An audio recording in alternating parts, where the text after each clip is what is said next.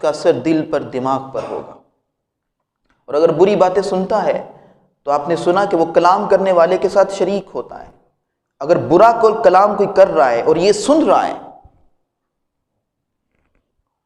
اور اسے جو حکم تھا کہ برائی دیکھے تو ہاتھ سے روکے یا پھر زبان سے روکے یا پھر دل میں برا جانے، یہ تینوں کیفیات بھی نہیں ہیں، اور برا کلام سن رہا ہے تو پھر اس سے بھی اس کا حساب ہوگا۔ اور اگر بات وحیات والی ہے، بات گانے والی ہے، بات فحش ہے، تو پھر فرمایا نبی کریم رؤوف الرحیم صلی اللہ علیہ وسلم نے، جس نے اپنے کانوں کو حرام سے پر کیا، قیامت کے دن اس کے کانوں میں پگھلا ہوا سیسا بھر دیا جائے گا۔ تو اس لیے میٹھے اور پیارے اسلامی بھائیوں، باتوں کو سننا، کلام کو سننا، یہ بھی بہت اہمیت کا حامل ہے۔ اگر کوئی بندہ فوش کلامی نہیں کرتا، گالی نہیں دیتا، فضول بک بک نہیں کرتا، گناہوں بری گفتگو نہیں کرتا، غیبت نہیں کرتا، چغلی نہیں کرتا، جھوٹ نہیں بولتا، مگر ایسوں کے پاس بیٹھتا ہے اور انہی کا کلام سنتا ہے، انہی سے دوستی ہے، انہی میں اٹھنا بیٹھنا ہے، کرتا نہیں مگر سنتا رہتا ہے، تو آپ نے روایت سنی کہ جو سننے والا ہے وہ بھی کلام کرنے والے کے ساتھ کیا ہوتا ہے؟ شریک ہوتا ہے۔ تو بہت ساری نحوستیں اسے بھی مل رہی ہیں۔ جیسے سمجھ لیں کہ کوئی سگریٹ پی رہا ہے اور قریب بیٹھا ہوا نہ پینے کے باوجود اس کے دھوئیں کو لے کر اس کی آفت میں مبتلا ہو رہا ہے، طبی طور پر، میڈیکلی طور پر، دھواں وہ بھی اندر لے کے جا رہا ہے۔ اگر وہ زیادہ نقصان اٹھا رہا ہے تو یہ بدرجہ اس کے تھوڑا کم اٹھا رہا ہے، مگر جو کلام سننے کی بات ہے، جو کوئی برا کلام کر رہا ہے اور پاس بیٹھا کوئی سن رہا ہے تو وہ بھی کلام کرنے والے کی طرح ہے۔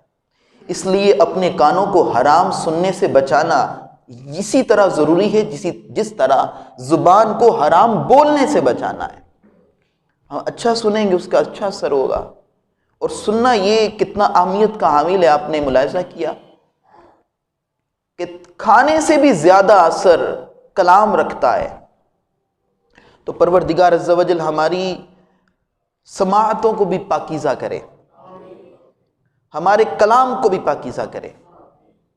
آنکھ فرمائے اس کی نگہداشت بھی اس لیے ضروری اور لازم ہے کہ دین و دنیا کے کاموں کا دار و مدار دل پر ہے، اور دل کی خرابی اور اس میں وسوسے سے اکثر و بیشتر جو وسوسے ہیں وہ آنکھ کی وجہ سے پیدا ہوتے ہیں۔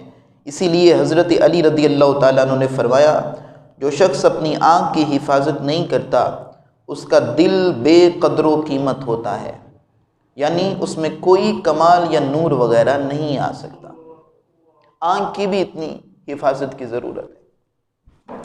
یہ وہ اعضاء ہیں جن کے اعمال کو ہم بہت ہلکا لے رہے ہوتے ہیں، مگر سننا یہ بہت اہمیت کا حامل ہے۔ اس کا کردار ہماری دنیا میں بھی ہے اور ہماری آخرت میں بھی ہے۔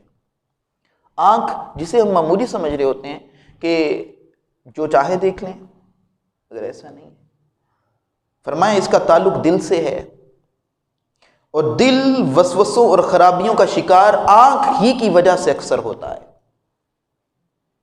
اور بعض اوقات بندہ کوئی ایسا منظر دیکھتا ہے کہ وہ برسوں کے لیے اللہ عز و جل کی عبادت اور اس کی طرف سے ملنے والی توفیق سے محروم ہو جاتا ہے، جو عبادت کی شکل میں اسے ملنی ہوتی ہے۔ اور پھر اگر ان آنکھوں سے حرام دیکھا تو فرمایا جس نے اپنی آنکھوں کو حرام سے پر کیا، نبی کریم صلی اللہ علیہ وآلہ وسلم نے ارشاد فرمایا قیامت کے دن اس کی آنکھوں میں آگ بھر دی جائے گی۔ اور ایک منظر نبی کریم صلی اللہ علیہ وسلم نے معراج کی رات ایسا دیکھا کہ ایک شخص کے کانوں میں اور آنکھوں میں آگ کی کیلیں ٹھکی ہوئی تھیں۔ عرض کیا گیا یہ وہ سنتا تھا جو آپ نہیں سنتے، اور یہ وہ دیکھتا تھا جو آپ نہیں تھے دیکھتے، یعنی حرام سنتا تھا اور حرام دیکھتا تھا۔